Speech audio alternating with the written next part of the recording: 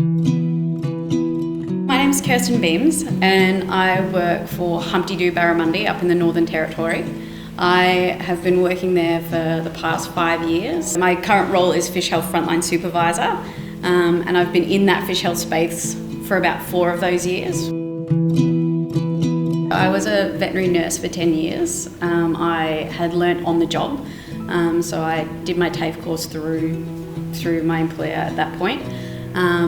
And I was ready for a change, and honestly I didn't actually know that the seafood industry existed at that point. I was like, right, I want to do something different. I want to work outdoors. I want to still work with animals and maybe do some like farming or something.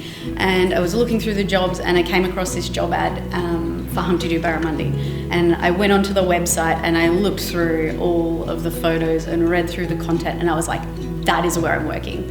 Yeah, I have not regretted the decision one bit. When I first came into the company, I started off working in the nursery and worked in the nursery for about a year, and then there became an opening in the health space. There was a little bit of a need for it, and I had an animal health background, so I slotted perfectly into that space, and I've been doing that ever since. It's so diverse. You sort of think seafood industry, and most people think, oh, it's a fish, or I'm going to go out on a fishing boat. Then you actually get into the industry and you go, oh my gosh, well, okay, well, there needs to be people looking after the fish or feeding the fish, or there's wild caught, and there's farm, and there's people that are working, you know, in the nursery or in a hatchery with like the baby fingerlings and doing a lot of like technical system type work. And then you have people that are actually like taking all the data that's collected. Then you go, oh, well, okay, you could actually be a data analyst in the seafood industry.